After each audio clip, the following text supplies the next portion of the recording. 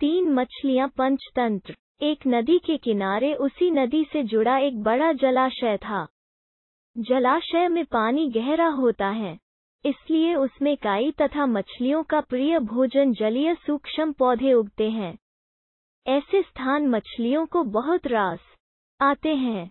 उस जलाशय में भी नदी से बहुत सी मछलियां आकर रहती थी। अंडे देने के लिए तो सभी मछलियां उस जलाशय में आती थी। वो जलाशय लंबी घास व झाड़ियों द्वारा घिरा होने के कारण आसानी से नजर नहीं आता था। उसी में 3 मछलियों का झुंड रहता था। उनके स्वभाव भिन्न थे। अन्ना संकट आने के लक्षण मिलते ही संकट टालने का उपाय करने में विश्वास रखती थी। पृथ्वी कहती थी कि संकट आने पर ही उससे बचने का यत्न करो। यद्दी का सोचना था कि संकट को टालने या उससे बचने की बात बेकार है, करने कराने से कुछ नहीं होता। जो किस्मत में लिखा है वो होकर रहेगा। एक दिन शाम को मछुआरे नदी में मछलियां पकड़कर घर जा रहे थे। बहुत कम मछलियां उनके जालों में फंसी थी, अतः उनके चेहरे उदास थे। तभी उन्हें झाड़ियों के ऊपर मछलीखोर पक्षियों का झुंड जाता दिखाई दिया। सबकी चोंच में मछलियां दबी थी। वे चौंके। एक ने अनुमान लगाया, दोस्तों, लगता है झाड़ियों के पीछे नदी से जुड़ा जलाशय है, जहां इतनी सारी मछलियां पल रही हैं। मछुआरे पुलकित होकर झाड़ियों में से होकर जलाशय के तट पर आ निकले और ललचाई नजर से मछलियों को देखने लगे। एक मछुआरा बोला, आहा, इस जलाशय में तो मछलियां भरी पड़ी हैं। आज तक हमें इसका पता ही नहीं लगा। यहाँ हमें ढेर सारी मछलियां मिलेंगी। दूसरा बोला। तीसरे ने कहा, आज तो शाम घिरने वाली है, कल सुबह ही आकर यहाँ जाल डालेंगे। इस प्रकार मछुआरे दूसरे दिन का कार्यक्रम तय करके चले गए। तीनों मछलियों ने मछुआरे की बात सुन ली थी। अन्ना मछली ने कहा, साथियों, तुमने मछुआरे की बात सुन ली। अब हमारा यहाँ रहना खतरे से खाली नहीं है। खतरे की सूचना हमें मिल गई है। समय रहते अपनी जान बचाने का उपाय करना चाहिए। मैं तो अभी ही इस जलाशय को छोड़कर नहर के रास्ते नदी में जा रही हूँ। उसके बाद मछुआरे सुबह आए, जाल फेंके मेरी बला से। तब तक मैं तो बहुत दूर अटखेलियां कर रही होऊंगी। पृथ्वी मछली बोली, तुम्हें जाना है तो जाओ, मैं तो नहीं आ रही। अभी खतरा आया कहाँ है, जो इतना घबराने की जरूरत है। हो सकता है संकट आए ही न। उन मछुआरों का यहाँ आने का कार्यक्रम रद्द हो सकता है। हो सकता है रात को उनके जाल चूहे कुतर जाएं। हो सकता है उनकी बस्ती में आग लग जाए।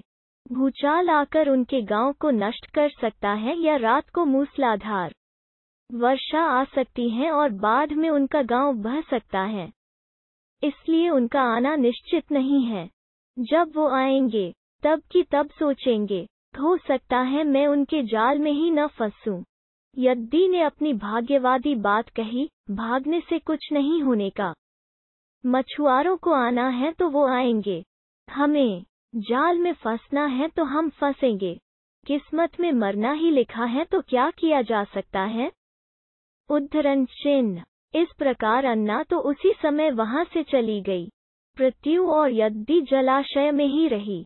भोर हुई तो मछुआरे अपने जाल को लेकर आए और लगे जलाशय में जाल फेंकने और मछलियां पकड़ने। पृथ्वी ने संकट को आए देखा तो लगी जान बचाने के उपाय सोचने। उसका दिमाग तेजी से काम करने लगा। आसपास छिपने के लिए कोई खोखली जगह भी नहीं थी।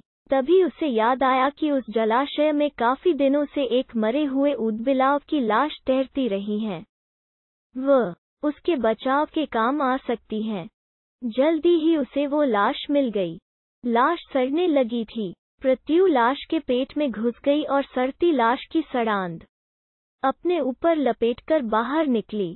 कुछ ही देर में मछुआरे के जाल में पृथ्वी फंस गई। मछुआरे ने अपना जाल खींचा और मछलियों को किनारे पर जाल से उलट दिया। बाकी मछलियां तो तड़पने लगीं, परंतु पृथ्वी दम साधकर मरी हुई मछली की तरह पड़ी रही। मछुआरे को सड़ांध का भभका लगा तो मछलियों को देखने लगा। उसने निश्चल पड़ी पृथ्वी को उठाया और सूंघा, आक! यह तो कई दिनों की मरी मछली है, सड़ चुकी है।